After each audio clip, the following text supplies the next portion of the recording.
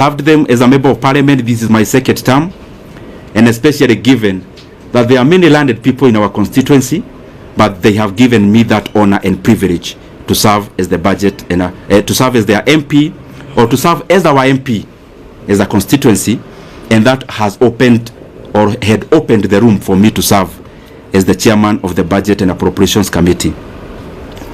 I also want to thank the people of Kenya. What I know is that the positions we hold, and talking about myself, I hold it with a lot of regard. And as I serve the people of Kenya, I want to be grateful because they have also been very supportive. Those who support us by saying something kind, those who correct us because we need to be corrected, and that is the forte that we must always accommodate. Those who criticize, we need also to be criticized so that we can also pull up our socks and do things better. Holistically, I want to thank them. And also for prayers. Maybe many of you, I'll surprise you, but I am one of those politicians, and maybe I'm preempting some of the questions that you may have, who look at life maybe in a slightly different way than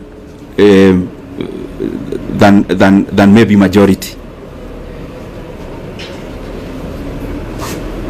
I am one person who knows for sure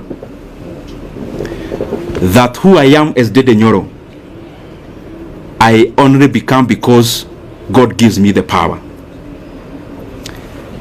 And therefore, I don't find it within myself to chest dump, to accuse. I only hold the position I have. I try my best to do good out of it. And therefore, I have said that because there are people who we have never interacted, but they pray for us. Praying for us, sometimes we get wisdom that we would not have gotten before, relying on our own selves. And therefore, I am grateful to all Kenyans for the input, because whatever we achieve, or whatever we have achieved it out of all that concerted effort. Maybe only highlighting one thing among the many we have been able to do, and it's just an experience of the things we used to do when I was serving in that capacity. You have to balance among many things, because what happens in resource allocation is that you only need to be optimal. Where can you put money that then will yield most of the outcome?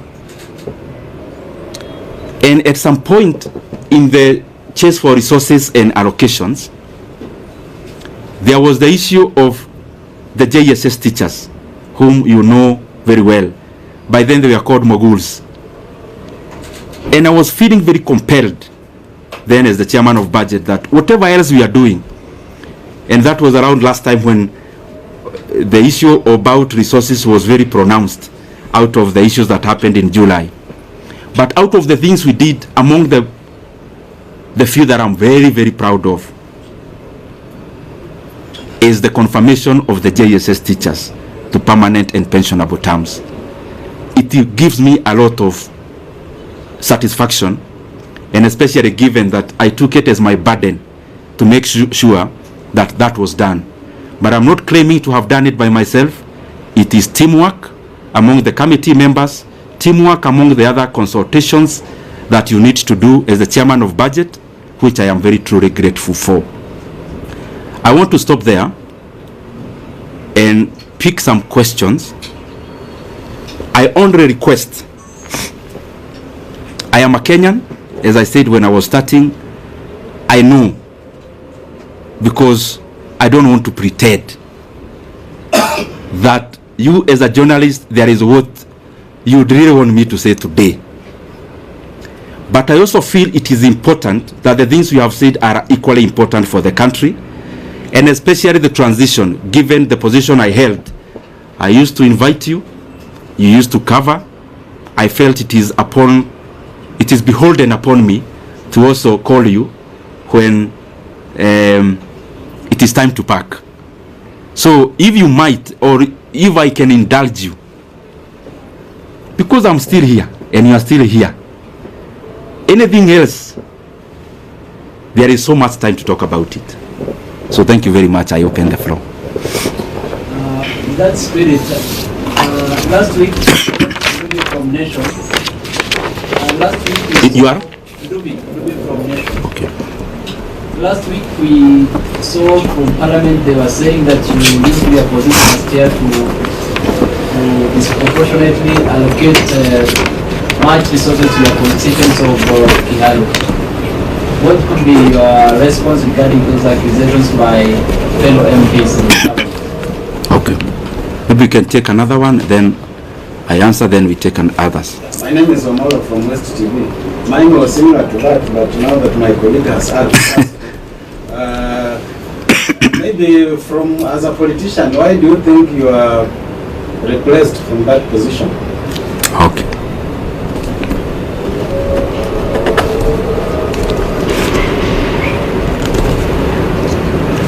Yes, my brother. Yes, Moses of the side here. You are?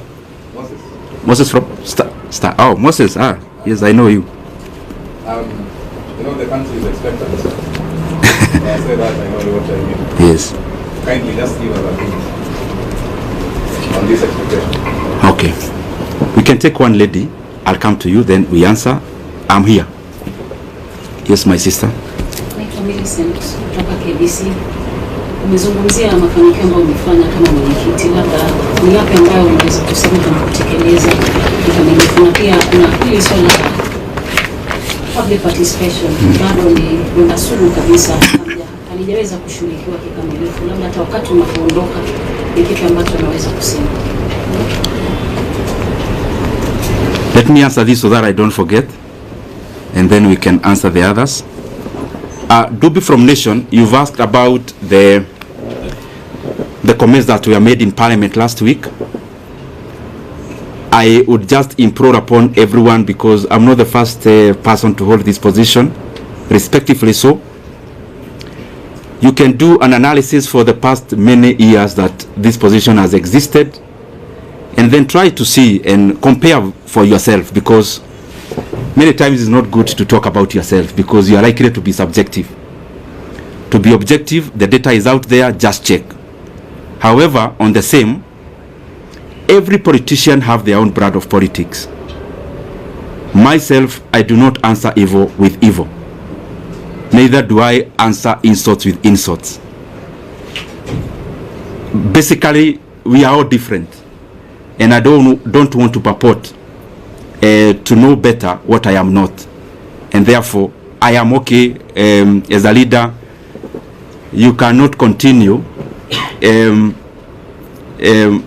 being provoked and then you dance to the tune. And I also want to say that anger and hatred is too heavy a burden for any leader to carry.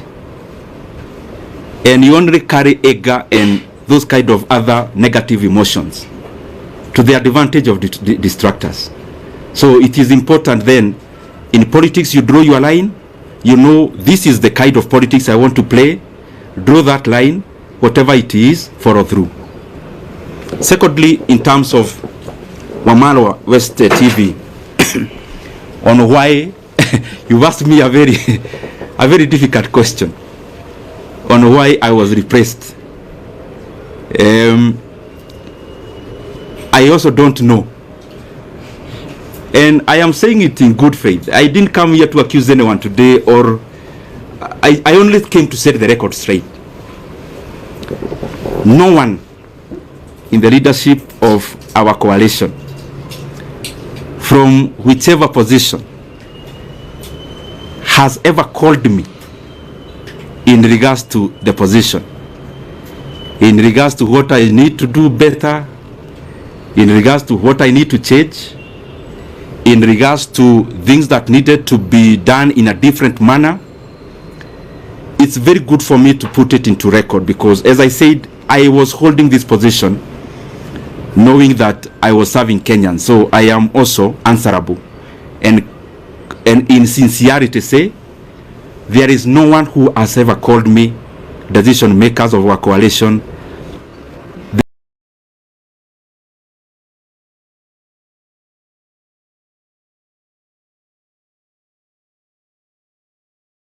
the same way you do. And in terms of this position, that's what I mean, and that's the truth. Moses of Star, you know, Moses is the political journalist. I know him, so he's asking me that I need to say something around politics. Moses, I have your number and you have mine, and I want to assure you that when I need to talk politics, I'll call you, and I'm saying it respectfully. I only think that even this is also very important, and situko tu hapa Kenya. I mean, I'm not going anywhere, and Moses is still around. I know your job is not threatened in any way, so we are still in Star. So I'll be glad to also talk about that at the fullness of time. The other thing about Miriam, sorry, Millicent KBC. There are many things she asked about. Yes, I talked about one thing we did. What about the many others that are challenges that remains to be done? Of course, there are many. There are many things that we are work in progress for us as a country. And referencing to the position I was serving, the issue of public debt is a major challenge. The issue of stored projects is a major challenge. So there are many things that are a work in progress. There are others, very important things like confirmation of other people who work for government, like the UHC staff. We had allocated some money before, but there is still some work to be done in terms of more allocation, and so that even those brothers and sisters can also have a chance to be compensated for the service they offer our country. And the other one was on public participation. You've talked about public participation. I agree. Kenya is a robust country in terms of hearing your voice, but there is also work to be done in terms of incorporating all citizens, and especially in allocation of resources. There are things that I don't know whether there is a need to it. One of those things is public participation, because it's a continuous process which has to keep on improving, which has to keep on done better, because there is no perfection to it, but we can always polish it and do better about it. We can take another route. Leto. Let me start. If you continued serving as the chair for budget, my name is Stephen Leto, Citizen TV. If you continued serving as the budget chair, will you allocate in the 2025-2026 financial year 72 billion shillings for chapati?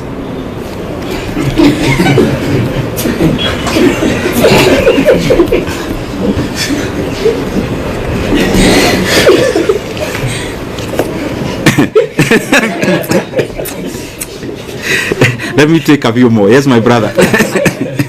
That cannot be answered alone. My name is Daniel Sai from the Trends. What do you regret as a national leader in terms of what you are doing, the course that you are holding, and because you've spoken about what you achieved, what did you not achieve that you wanted to achieve?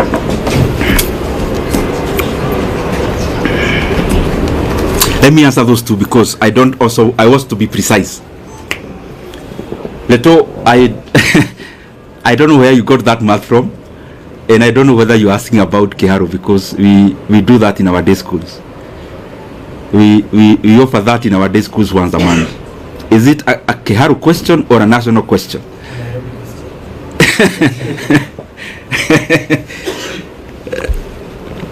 Since I am not chair now, let me not hypothesize on what I would do if I was one now. But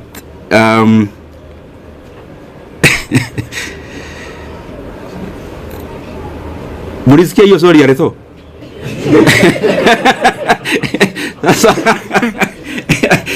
Ruto, you want to box me in a corner? I'll answer you that in camera. Because I also don't want to deflect from this. It's a good question, but I also don't want to wander so far. I'll give you that answer later. And I'll also give you a calculator so that you do the right calculations. Daniel from Daily Trades, any regrets? What you could have done better? As I said when I was answering Millicent, budget making as it is in management of leadership is always work in progress. There is no perfection to it. That's why even the most developed countries keep on having new leaders. Otherwise, they could have finished the work and say, sasa tumemaliza, there are no more leaders to be needed. So there is always it's always work in progress to reach where we are headed. He also asked about the regrets. What I believe myself is that I am the sum total of all my experiences, bad and good. And if I want to remove any bad experience from my CV, that is, as a human being, then I am deserting to be who I am. Therefore, very rarely will I have regrets. What I'll have are lessons to do things better. Not about only doing, to treat people better. And if at some point you feel that you've been wronged, I always believe it's an opportunity for you to know how to treat people better when you are at a vantage point. And therefore, no much regret. Yes, my brother. My name is Mike from CD47. Now, kwa vile kuna masuala kadhaa umezungumzia pale kuhusiana na uhusiano wako na wakazi wako wa Kiharu, ulichaguliwa moja kwa moja kwa sababu haukuwa na vibango vile kudoraki. Vile vile unasema kwamba hakuna yeyote aliyokupigia simu kuhusiana na kazi yako na uhusiano wako wa kikazi. Na labda uhusiano wako na Rais William Ruto umekuwa vipi hivi karibuni, na labda kabla ya kubanduliwa afisini kwa aliyekuwa naibu rais, uhusiano wako na Rais William Ruto ni upi hadi kufikia sasa? Je, amesema na wewe ndio wote ule? Umesema na aliyekuwa naibu rais wote kule? Uhusiano wako vile vile na aliyekuwa naibu rais ni upi hadi kufikia sasa? Mheshimiwa, swali langu ni Ruto-Raila kutoka idhaa ya Moreni. Your name is? Ruto-Raila. Okay. Swali langu kwako ni kuhusiana na utendakazi na uchapaji kazi wako katika eneo bunge la Kiharu. Binafsi tulitembea huko na tukafanya taarifa kuhusiana na kuimarisha elimu, ndio maana tulipatia makala ya elimu bora na si bora elimu. Hivi sasa umengatuliwa na kuondolewa katika wadhifa ambao umekuwa unashikilia, na hizi tetesi ambazo zimekuwa zikisemekana na viongozi kwamba mgao wako ulielekezwa katika eneo bunge lako, kwa sasa hivi umeondolewa. Je, ujenzi wa shule utaendelea, madarasa yataendelea, kabla zitaendelea na wanafunzi wataendelea kula, au sasa bajeti vile itakuwa imefinywa, una uwezo zaidi? Okay. Kidogo tu, the reason you see me answering chache so that I don't also get lost. Let me answer the two very specifically. Mike, you asked about the relationship with our leaders. The position I held is a consultative position in terms of, before a decision is made, there has to be a lot of consultations. But as I said before, because I also don't want to discuss personalities today, the position or the answer I gave before, I think it answers many things. That I have not had any conversation directly or on phone with any leader of our coalition in regards to the position I used to hold. And I think if you look at it, it answers many things also, which I also don't want to go into. In terms of the relationship with other leaders, I respect everyone. I mean, I'm one of those people who believe there's no person who becomes a leader by just being fetched from wherever. There is always a process they go through. Because I am one, I know. And therefore, in terms of you've asked the relationship between the president and the former deputy president, the position I hold is that I respect every leader. And I could have things I need to talk about. I could have reservations on decisions made. But I don't think it has been within my role to talk about those things, especially in public. The other thing in that question is that maybe for clarity's sake, the last discussion I had with the president of the country, the last political discussion, either a chat or a discussion, as it were, was before October of last year. And I would not want, and you permit me to do that, not to discuss any further about any leader, because as you're all aware, I stopped serving in my position. It's barely a week. I also need to understand many things before I talk, because I believe as a leader, I mean, I lead people. There are people who look up to us as leaders, and therefore even when you see that I am not answering some questions, it's not because I can't answer them. I believe you have covered me previously, and you know for sure that respectively, in this world I only fear God. So whatever I need to say, I have no reservation of saying. But also, we are given wisdom to say when to say, how to say it. And I believe we are here in Kenya. We'll keep interacting. If there is more to be said, if there is more to be clarified, we are allowed. Ronnie,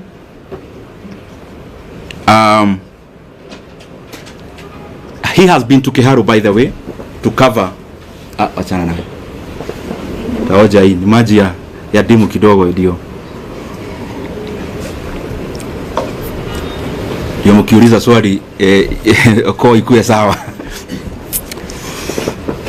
Ronnie, you've been to Kiharu, and I am grateful. And by the way, I want to request anyone who would want to come to Kiharu to look at what we've been doing.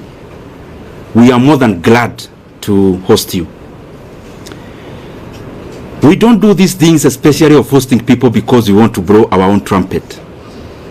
We do these things because I am convinced that if leaders started competing on the basis of what they are doing, the country would become better wholesomely. If our competition as leaders is deliverables, and we compete about who is doing what in terms of tangibles and development, is a very good discussion that you'd have as MPs, for example, because we hold CDF, and that is the reason why we would be glad even to host you. We have hosted, I think, 4 delegations of my colleagues in Kiharu on benchmarking exercises. We actually don't call them benchmarking. We call them peer-to-peer learning, because I also learn from them. I am not a non-knowing, and I also learn from my colleagues a great deal. And in terms of, like the video you see around, me wearing some goldish shirt, I'm sure you have seen it. That was on 4th of January last year. It is not a recent video. And we have been doing those things primarily because I think at some point I was not doing the right thing, and at some point I learned. And therefore I feel that if I share my experiences with anyone, and I also learn from them, the management of public resources becomes better, if Kiharu improves, any other Mvita improves, if Embakasi East improves, if any other constituency improves, then Kenya holistically becomes a better place. And I want to underline, the leaders who come to Kiharu, they don't come to learn because I am all-knowing and I know everything. I also learn from them. And that is why I also go to their constituencies to learn what they do. And I also know majority are trying their best. Specifically to answer you now, is that the projects you saw in Kiharu, majority of it that we have done in our learning institutions, I actually did in my first term. In my first term, I was a member of a committee called Regional Integration. I think I have answered you. So, I'll still call you next year. I hope we'll still be doing better, hopefully. Yes. Majibu Kisao from K24. Kuna swali mwenzangu alikuwa ameuliza kwa kifupi tu kuhusiana na wale wabunge ambao walikuwa wanakejeli kwa labda kuilibikizia pesa kuwatumikia wakazi wa Kiharu. Labda utawaambia nini? Tena niuliza alivyouliza, alafu waibie siri, kwa sababu si mara moja si mara mbili umeteuliwa kama mbunge bora. Okay. Yes, my brother. Mheshimiwa, I know you are doing campaign during 2022 and you have given Kenya a lot of promise. For the now, your name again? Aden Ibrahim from KBC. For now, for the 2.5 years now we are there.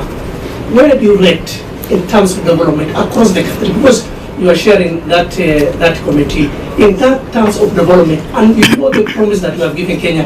Where do you rate this administration in the last 2.5 years? Have they achieved their goal? Have they achieved their promise in the last 2 years? Okay. Where do you rate? Okay. Let me answer those two. I'll now try to be brief. One, my brother, your name? Majibu. Maswali yani anauliza swali. Majibu, my brother from K24. Yes. You've asked about Kiharu. I am always available to share our experiences in Kiharu. More than available. I mean, I have had sessions with my colleagues and I have explained to them basically what we do is optimization, labor-based implementation of projects. It saves us the profit that would have been made by the contractor. It also saves us a lot of cost. It guarantees quality also. And because it's something that needs a lot of time to explain, I am sure I'll give you some time. And yes, ameuliza pia wale wabunge walisema mambo bugeni last week, nitasema nini? Nitasema, uniruhusu niseme kwa kimombo. As I said before, politics is up and downs, and politics is mutually exclusive because the things we chase for are the same. So sometimes for a position to be created, one person has to forgo the years, and therefore it's always a chase. So you also have to define yourself as a leader, the things you want to engage in, and respectively, as I say so. If I ask you, as my brothers and sisters who are here, I ask you what Kibaki told anyone in the year 2008 when he was president, you would hardly remember. You'd have to go to your files to check what Kibaki said. But if you travel through or on Thika Road Superhighway, you don't need to remember anything Kibaki said. You see it with your own eyes. So me, I believe that yes, we have to talk as leaders because you have to explain where you are going, where you've come from.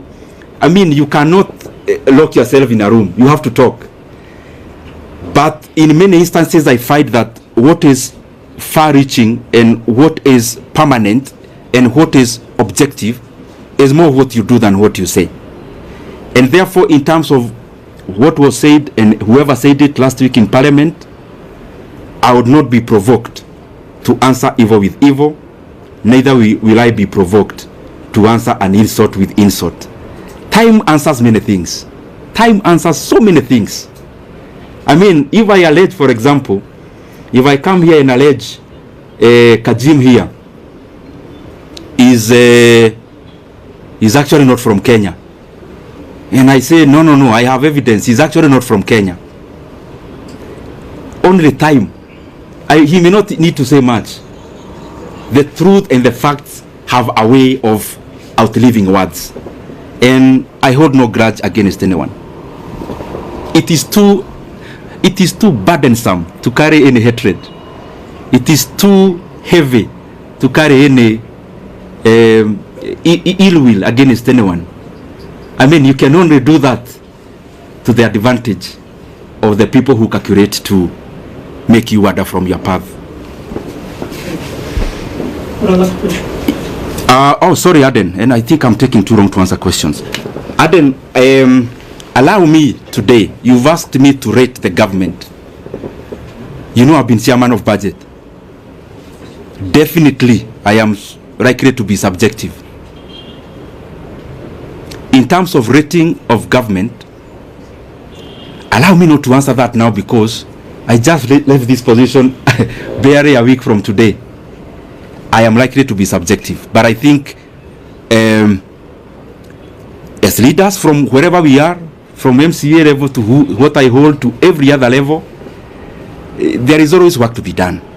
And from my corner, hopefully I'll do my best to chip in into that development so that entirely the country becomes better.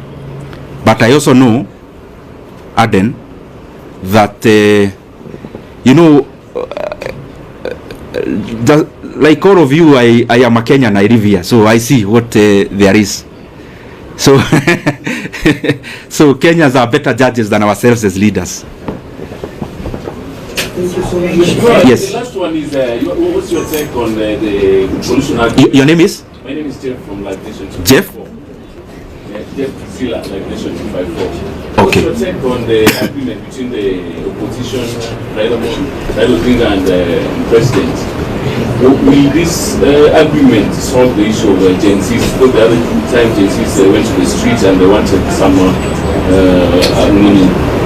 with some support from the government. Will this help? Will this agreement help the Gen Zs? Jeff, I think, but respectively though, usinibebe vibaya, those are the areas that I don't want to go today because I don't want to distort the message for today. And since I'm around, Jeff, I'll give you audience. You know now I'm not as busy as I used to do or to be. Maybe the last one on budget. Yes. Given the role you played in the last election. Your name? I am from Togo. Okay. Given the role you played in the last election, resulted in you being given that position. Now that you have been removed without even being informed by the leadership of Kenya, you feel betrayed by the leadership? Thank you very much, Ayemba. Yours is hapo katikati because it's both political but budget based. So that one I have to say something about.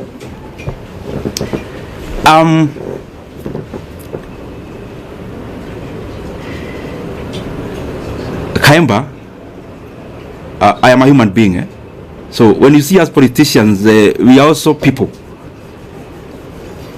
And it is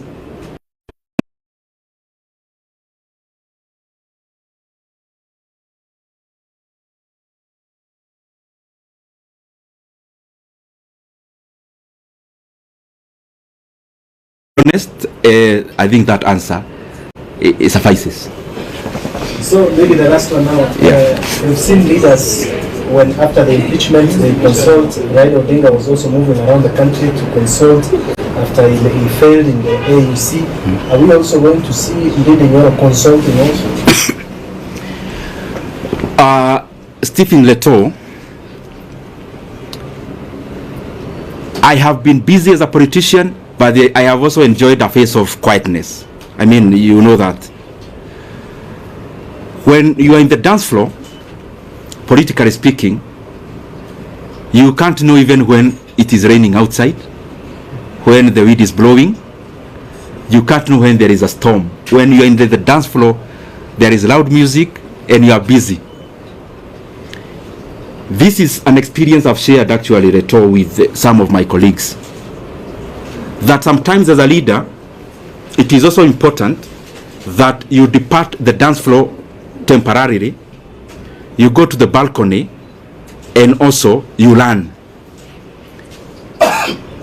Learning may not mean you are consulting to outdo anyone. Learning may actually mean the dancing styles changed, but you are still fixed on the past ones. Learning may actually also not come by political conversations. It may come with just social interactions. So my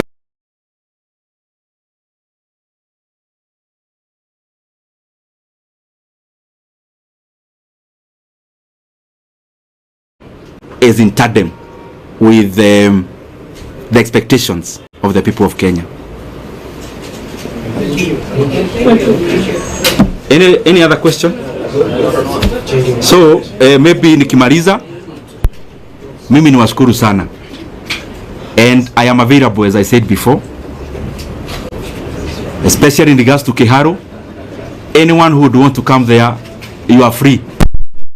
And in any other fora that may be important for me to clarify some of the issues, I'll be available.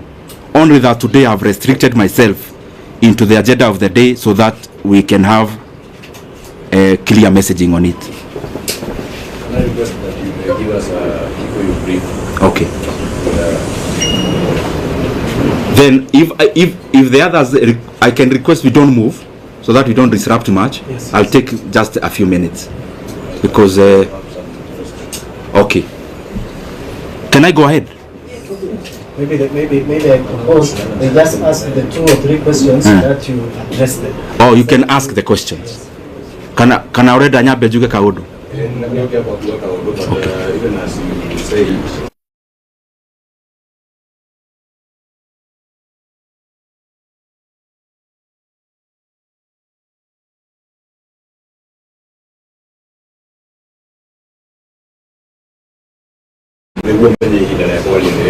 okay. Number 2,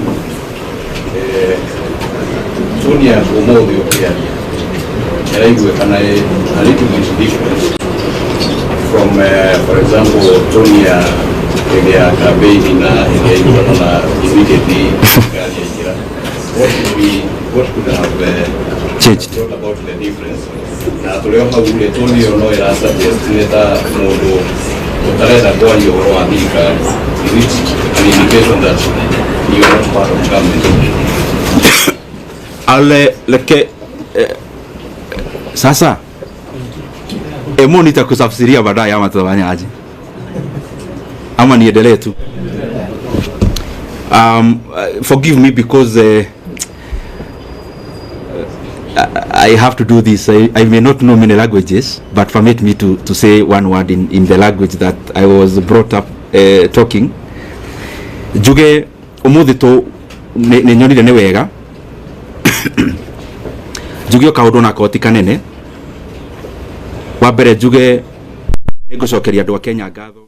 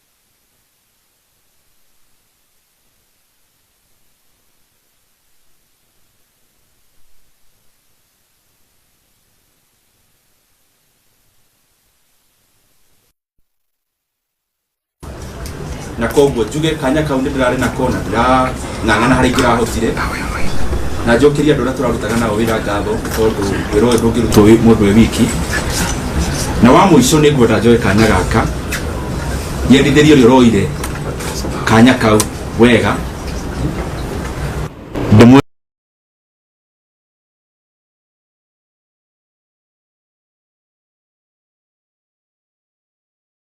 kaina ta chairman wa budget ndona nĩ wega njĩtane heane ndũmĩrĩri ĩyo ũmũthĩ wa mũico mniruhusu tu niseme hii ikiwa ya mwisho, mambo ni mengi tutasema baadaye. Njuge na ndĩracokia ciũria kĩrĩa woria na iria ikoretio mbere na gĩthũngũ mahinda-inĩ maya